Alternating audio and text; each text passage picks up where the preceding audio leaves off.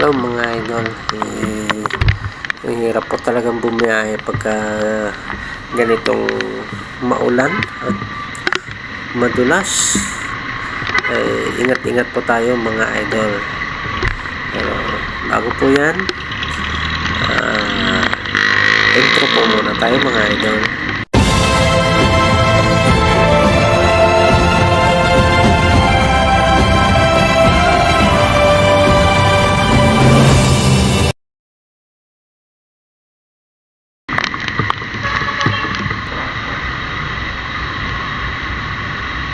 So, yun nga mga idol.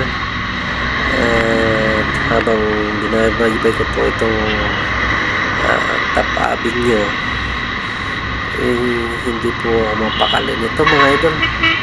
Kasi kita nyo naman po, maulan, tsaka madulas ang kalsada. Pagka mga ganito kasi idol ang binibiyahe ko, parang hindi ako mapakali nito pagka mga ganitong panahon. Kasi hirap konting pagkakamali lang nito mga idol. Syempre may kalalagyan tayo. At ginagawa ko, ingat-ingat na lang. At kagaya rin po sa ating mga ginagawa rin po ng ibang mga rider o kaya mga driver, mga kapwa natin motorista. Dahan-dahan na din tayo kasi hindi naman natin na kailangan magmadali. Lagi tayo mag-iingat at magdasal sa ating Ama. Ingatan tayo lagi sa ating pagbiyahe, papasok man at pauwi. At lagi nating iisipin na meron tayong pamilyang laging nag-aantay sa atin na tayo makarating ng ligtas. Lagi nating tatandaan na ang natin, sa alang-alang natin lagi ang ating kaligtasan. Sa ganitong paraan, lagi natin sa isip ang laging pag-iingat. So, tara mga idol, sana samahan niyo po ako hanggang sa dulo ng video.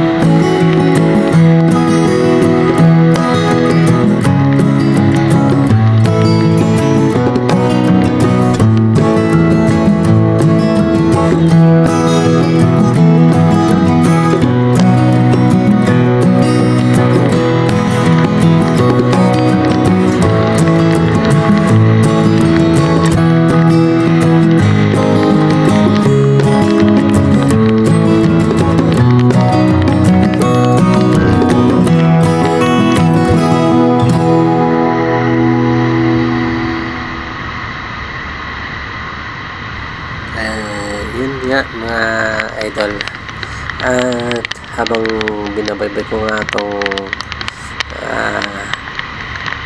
Aurora Boulevard na ito, ano ko lang talaga dito, pagka ganito para akong sinisilihan dito mga idol. Pagka ganito kasi lagi pong hinahabaan ko ang pasensya, at saka di ako lagi nagmamadali. Kaya nga ayaw kong bumili ng motor na matataas ang CC nya, ano pang tawag doon, mas mataas na displacement, kasi ayaw ko rin naman ng ganun.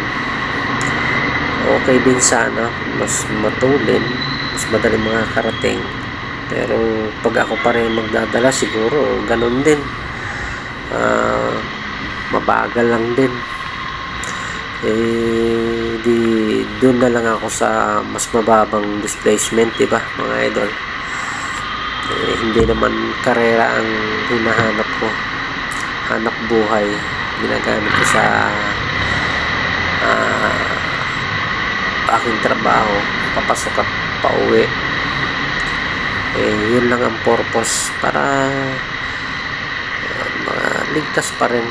Sa bagay, hindi mo rin naman kasi masabi kung ang disgrasya bigla-bigla na lang darating, pero kung mag-iingat ka kahit papaano, ano pa rin, mababa pa rin ang tsansa na malagay ka sa kapahamakan.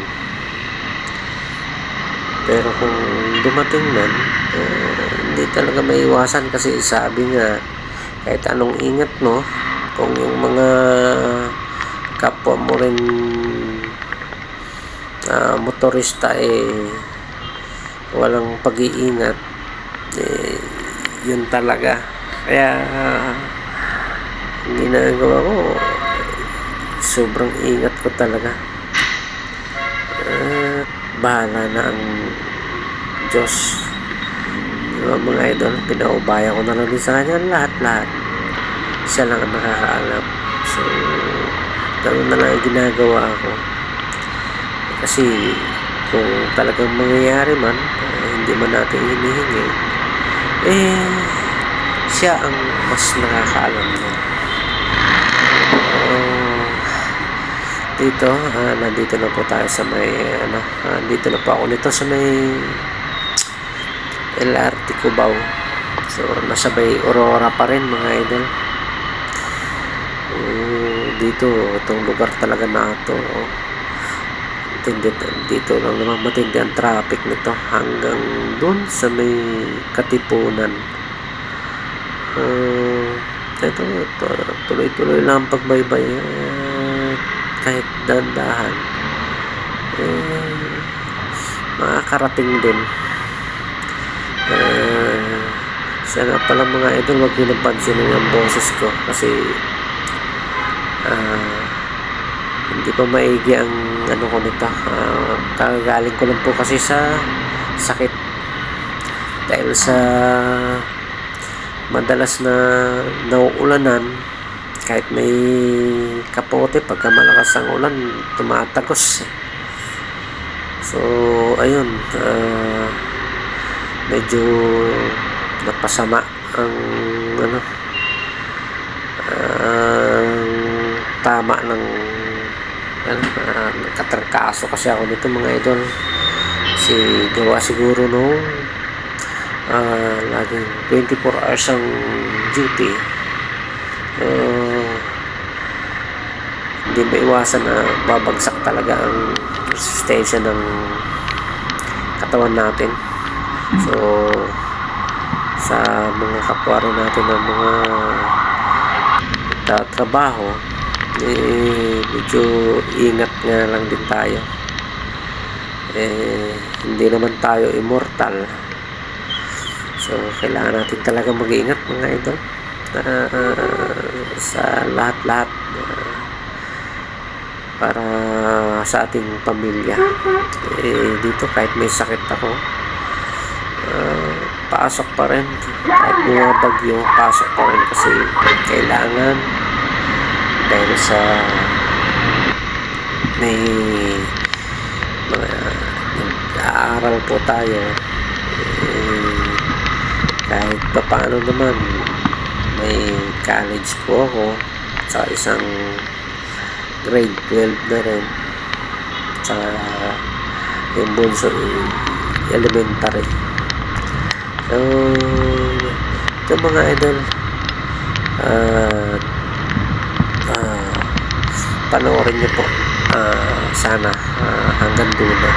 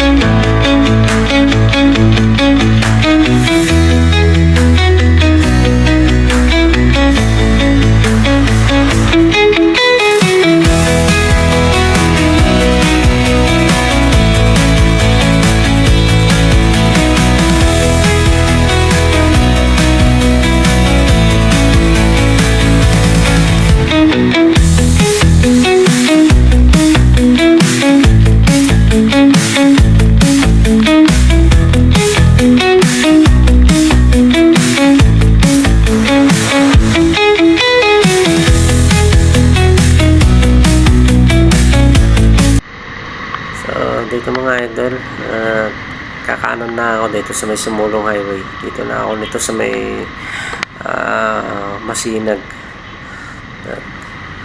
Kakanan na tayo rito sa may Sumulong Highway, paakyat ng Antipolo. Kahit pa paano hanggang sa mga sandaling ito, ayos pa naman ang biyahe ko at wala namang aberya.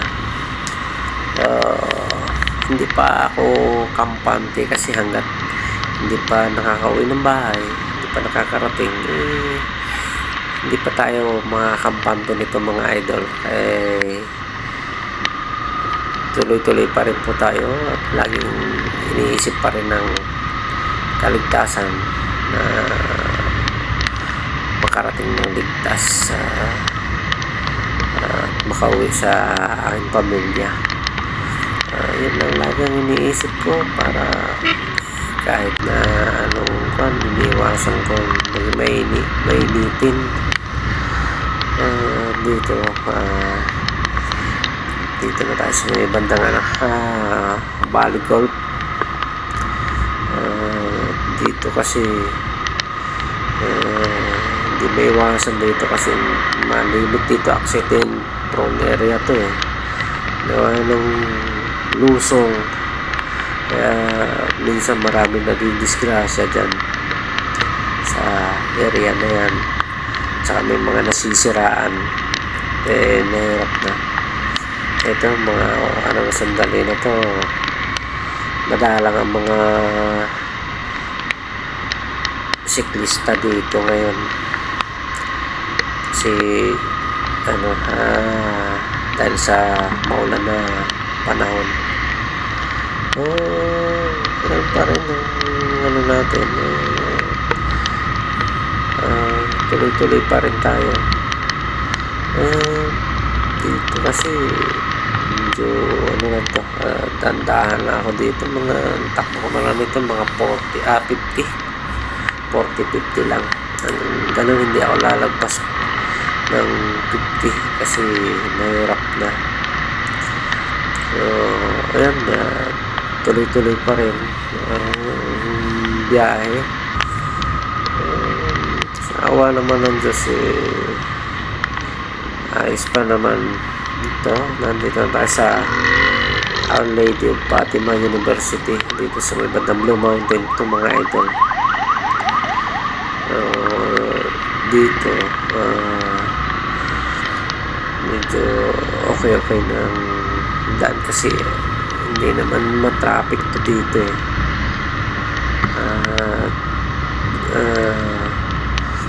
ayan, sa yung Lopez Center, dyan yung medyo maisa-isang ano dito, daloy ng ano ng sasakyan. Wala namang kabi-aberya. Yun lang mga idol ang lagi nating tatandaan sa bawat pagbiyahe natin. Alam naman natin na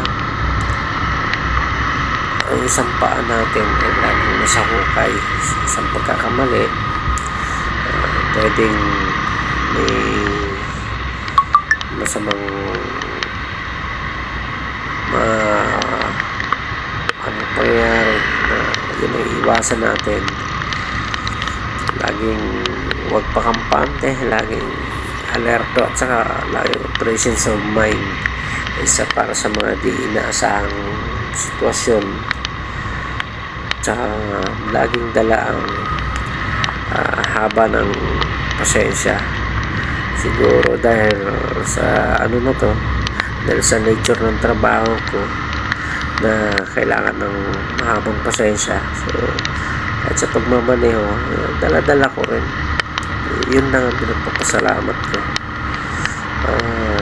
Ito,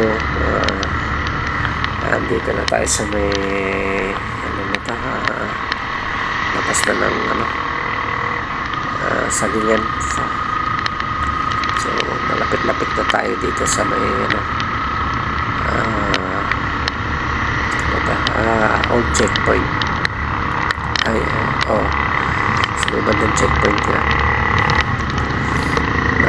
Malapit na tayo mga idol. Konting tiyaga na lang talaga, makakarating na rin. Minsan kasi pagka ano rin dito sa lugar natin, matindi rin ang traffic dito sa may bandang checkpoint na to medyo ano, talagang pahabaan din ang pasensya to kasi nangyayari dito minsan mga idol, kasi mahabang traffic, kanya-kanyang diskarte ng mga sasakyan, kaya medyo hirap din. So ayun mga idol, so dahil malapit na rin po tayo dito sa may bandang ano na to, bilihan ng mga pasalubong. Baba na rin ito ng ano, na malapit sa may Robinsons Antipolo. Ayan, ito yung ano, palengke ng Antipolo. Kumanan na ako rito para shortcut na ako kasi iikot ako ng Hinulungan Taktak at papunta ng Pinagmisahan Road. So dito na ako sumo-shortcut para hindi na ako makaano dun sa may 7:30. Ayan, kakanan na ako mga idol.